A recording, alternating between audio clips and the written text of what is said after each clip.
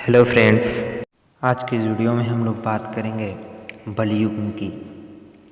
बलयुग्म क्या होता है आज हम लोग जानेंगे। आइए देखते हैं बलयुग्म क्या होता है। देखिए दिया है दो समांतर बल, जब दो समांतर बल जिनकी दिशाएं क्या हों विपरीत तथा परिमाण समान, जब एक साथ किसी पिंड पर बल लगाते हैं तो वे एक युग्म का निर्माण करते हैं, जिसे क्या कहा जाता है, बलयुग्म कहते हैं। ठीक है, क्या कह रहा है कि जब दो समांतर बल जिनकी दिशाएं विपरीत तथा परिमाण समान हो, ठीक है, दिशा जो है विपरीत हो, ठीक है, और परिमाण क्या हो, समान हो, जब एक साथ किसी पिंड पर बल लगाते हैं तो वे एक युग्म का निर्माण करते हैं। ठीक है, जिसे क्या कहते हैं, बलयुग्म कहते हैं। जैसे देखिए यहाँ पर एक पिंड है, ठीक है, इस पर हम लोग दो फोर्स लगा रहे हैं और वो भी क्या, विपरीत दिशा में। ठीक है, विपरीत दिशा में, और इसका परिमाण जो है क्या है, समान है। ठीक है, परिमाण क्या है, समान है, तो वे एक युग्म का निर्माण करते हैं, जिसे क्या कहते हैं, बलयुग्म कहते हैं। देखिए बलयुग्म किसी पिंड में घुमाव गति उत्पन्न करने के लिए उत्तरदायी होता है। क्या होता है, रोटेशनल मोशन उत्पन्न करता है। ठीक है, बलयुग्म, देखिए बलयुग्म को ऐड भी कहते हैं। ऐड बोले तो टार्क, टार्क भी इसे कहते हैं। ठीक है, यह बलयुग्म ही है जिसकी वजह से नल, टोटी, ठीक है, ताले में चाबी या बोतल के ढक्कन में घुमाव गति उत्पन्न होती है। ठीक है, मतलब कि क्या, जैसे कि हम चाबी को घुमाकर ताला खोलते हैं, वो बलयुग्म ही है। ठीक है, और जैसे हम लोग बोतल का पेचदार जो ढक्कन होता है उसे क्या करते हैं, हम लोग खोलते हैं, चाहे उसे बंद करते हैं, तो वह सब बलयुग्म की।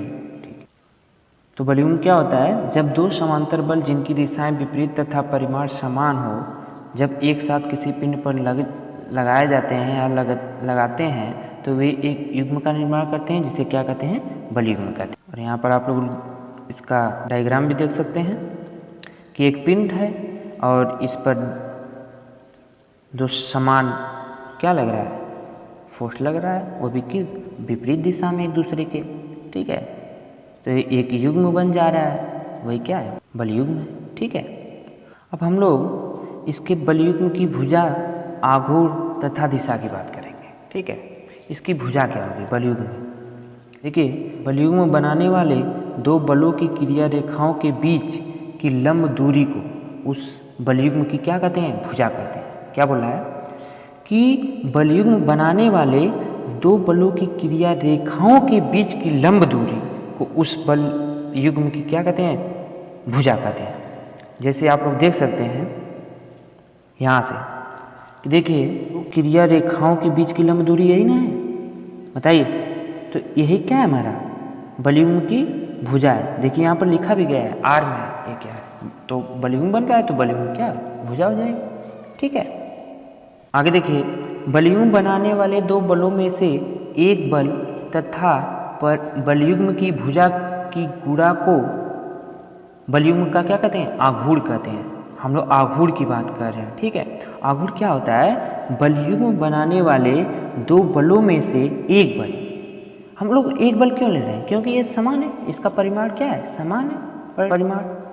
ठीक है, इसका केवल डायरेक्शन चेंज है ना, तो हम लोग एक बल तथा बलयुग्म की भुजा की गुणा को बलयुग्म का क्या कहते हैं, आघूर्ण कहते हैं। जो कि क्या होता है, torque equal to P force लग रहा है और इसका डिस्टेंस मान लेते हैं क्या है, भुजा, उसे स्मॉल पी मान लेते हैं। ठीक है, देखिए यहाँ पर लिखा भी गया है, जहाँ पी इक्वल टू बल तथा स्मॉल पी इक्वल टू बलयुग्म की भुजा।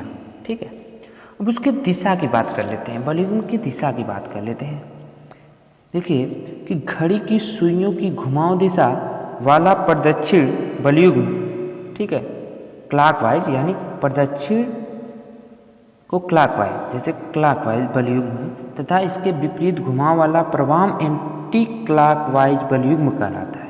ठीक है, देखिए जो घड़ी के सुइयों की घुमाव की दिशा में होता है, ठीक है, जो उसकी दिशा में घूमता है वो क्या कहलाता है, क्लॉकवाइज बलयुग्म, तथा जो इसके विपरीत घूमता है उसे क्या कहते हैं, प्रवाम या एंटी क्लॉकवाइज बलयुग्म कहते हैं। ठीक है, और हम लोग बलयुग्म देखिए प्रवाम बलयुग्म को धनात्मक लेते हैं, पॉजिटिव लेते हैं प्रवाम को। ठीक है, प्रवाम बोले तो एंटी क्लॉकवाइज को। ठीक है, तथा प्रदक्षिण बलयुग्म को ऋणात्मक मानते हैं। ठीक है, और यदि हम लोग क्वेश्चन सॉल्व करेंगे तो हम उल्टा भी मान सकते हैं।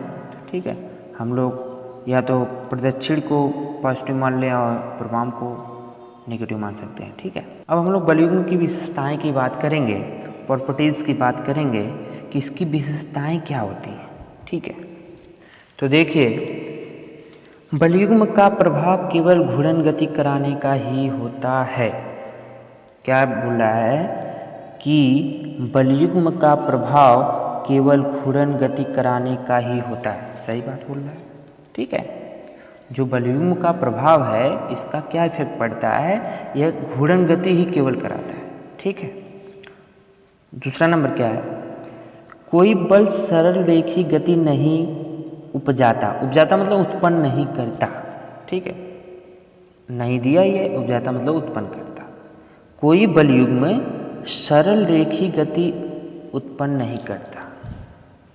ठीक है, क्यों नहीं उत्पन्न करता, क्योंकि इसका जो परिणामी होता है ये क्या हो जाता है, ये शून्य होता है। ठीक है, इसीलिए ये कोई सरल रेखी गति नहीं उत्पन्न करता। ठीक है, तीसरा नंबर देखते हैं, बलयुग्म के बलों का परिणामी शून्य होता है। देखिए यही पॉइंट नीचे लिख दिया, इसकी ये विशेषता ही है कि बलयुग्म के बलों का परिणामी जो है शून्य होता है।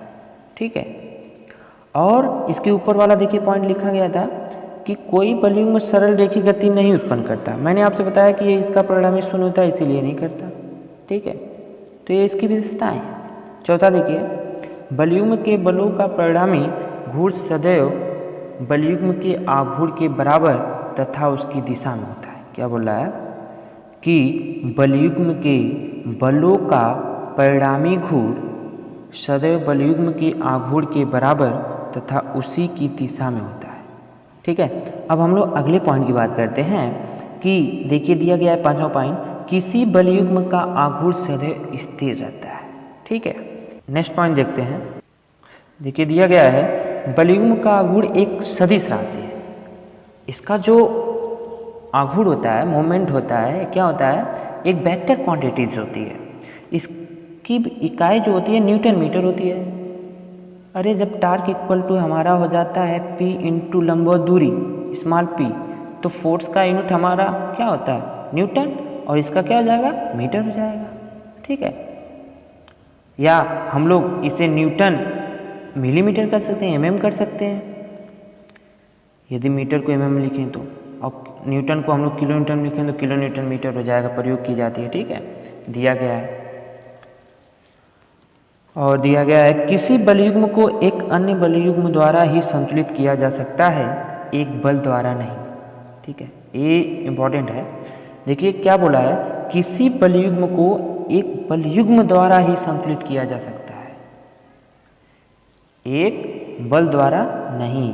मतलब कि यदि कोई बलयुग्म है, ठीक है, कपल है, उसको हम लोग तभी संतुलित कर सकते हैं जब कोई बलयुग्म ही उसे संतुलित करना चाहे। यदि एक बल द्वारा करना चाहें तो वो नहीं हो सकता। ठीक है, और संतुलन में नहीं हो सकता। यही पॉइंट लिखा गया। नेक्स्ट पॉइंट देखते हैं, किसी बलयुग्म को केवल एक बल से प्रतिस्थापित नहीं किया जा सकता। वही बात, ठीक है, यही बात यहाँ पर लिख दिया गया है कि एक बलयुग्म को केवल एक बल से प्रतिस्थापित या रिप्लेस नहीं किया जा सकता। ठीक है, तो ये आपके कुछ मोस्ट इम्पॉर्टेंट टॉपिक थे। ठीक है, जैसे कि बलयुग्म क्या होता है हम लोगों ने जाना, और उसका आघूर्ण, बलयुग्म का आघूर्ण, ठीक है, और उसकी कुछ विशेषताएं हम लोगों ने देखा। ठीक है, जो कि बहुत ही इम्पोर्टेंट है।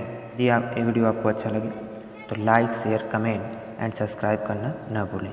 Thank you to all of you.